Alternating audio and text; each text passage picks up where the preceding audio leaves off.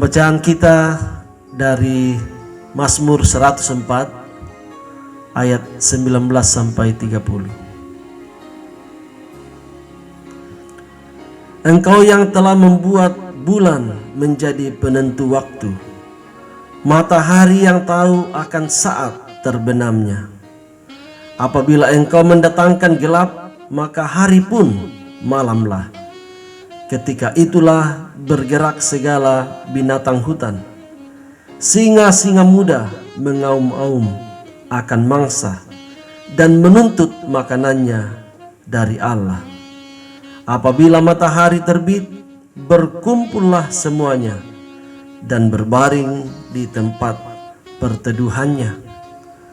Manusia pun keluarlah ke pekerjaannya dan ke usahanya sampai petang. Betapa banyak perbuatanmu ya Tuhan, sekaliannya kau jadikan dengan kebijaksanaan. Bumi penuh dengan ciptaanmu. Lihatlah laut itu, besar dan luas wilayahnya. Di situ bergerak tidak terbilang banyaknya binatang-binatang yang kecil dan besar. Di situ kapal-kapal berlayar dan lewiatan yang telah kau bentuk untuk bermain dengannya. Semuanya menantikan engkau supaya diberikan makanan pada waktunya. Apabila engkau memberikannya, mereka memungutnya. Apabila engkau membuka tanganmu, mereka kenyang oleh kebaikan. Apabila engkau menyembunyikan wajahmu, mereka terkejut. Apabila engkau mengambil roh mereka, mereka mati binasa dan kembali menjadi debu. Apabila engkau mengirim rohmu, mereka tercipta dan engkau membaharui muka bumi. Demikian firman Tuhan. Berbahagia setiap orang yang mendengarkan firman Tuhan dan setia memeliharanya. Amin. Saudara-saudara yang dikasihi Tuhan, tema perenungan kita saat ini berdasarkan firman yang kita baca adalah Tuhan yang berdaulat. Tuhan yang berdaulat. Kalau kita bertanya kepada pemazmur 104 ini, siapakah Tuhan yang kepadanya pujian hendak kita persembahkan? Sebagaimana di Mazmur 104 ayat 1, pemazmur mengatakan, pujilah Tuhan, hai jiwaku. Siapakah Tuhan yang hendak kita puji?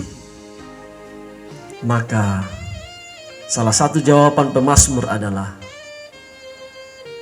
Tuhan itu adalah Tuhan yang berdaulat. Tuhan yang berkuasa atas hidup kita dan atas seluruh alam semesta. Tuhan yang berkuasa menentukan segala-galanya. Sebagaimana dikatakan dalam pembacaan kita tadi, ayat 28 sampai 30. Apabila Tuhan berkenan memberi, apabila Tuhan berkenan membuka tangannya, maka umat manusia beroleh berkat dan hidup.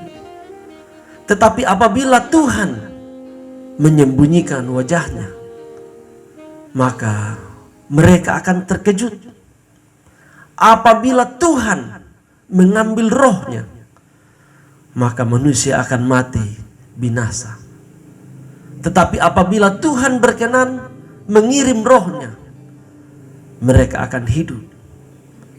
Dan Tuhan berkenan membaharui muka bumi.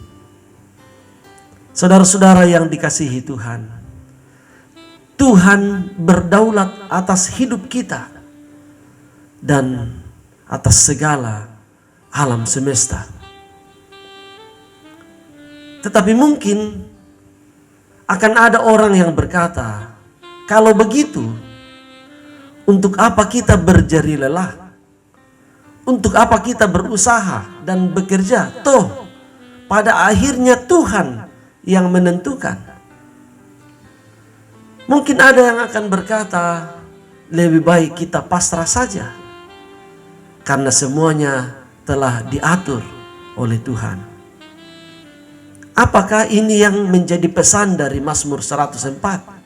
Supaya mereka yang mendengarkan Mazmur ini berpikir dan berpaham seperti itu? Tidak, bukan. Apa yang dikatakan pemazmur ini? Supaya kita memahami siapa kita di hadapan Tuhan dan memahami siapa Tuhan itu, sehingga dalam segala perkara kita dapat berkata seperti Ayub, sekalipun dalam penderitaan dan pergumulan yang berat. Ketika Ayub mengerti siapakah Tuhan itu, lalu kemudian berkata, Tuhan yang memberi, Tuhan yang mengambil, terpujilah namanya. Saudara-saudara yang dikasihi Tuhan, apa yang akan terjadi dalam hidup kita atau dalam kehidupan seseorang jikalau kita melupakan kebenaran ini, jikalau seseorang mengabaikan kebenaran ini, bahwa yang berkuasa penuh dan yang berdaulat atas hidup kita dan atas segala sesuatu adalah Tuhan.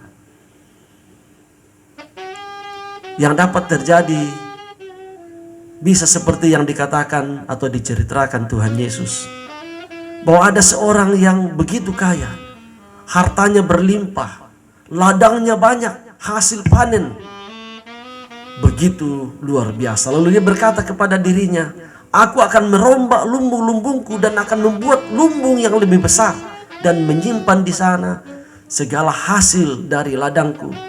Dan itu dilakukannya, dan ketika semuanya telah selesai, dia berkata kepada dirinya, tenanglah hai jiwaku, semuanya telah tersedia untukmu. Tetapi Tuhan Yesus mengatakan, bagaimana kalau malam ini?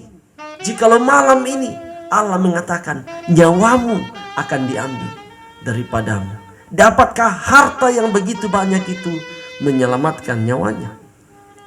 Tentu jawabannya tidak.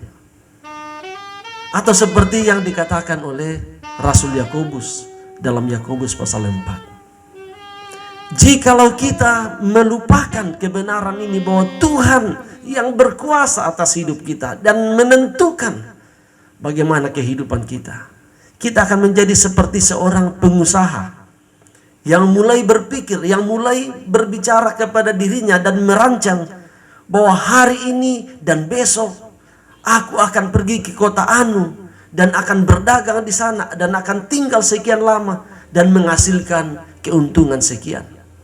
Tetapi firman Tuhan kepadanya, hidupmu itu seperti asap saja, seperti uap. Hari ini ada dan besok hilang lenyap. Apakah arti hidupmu?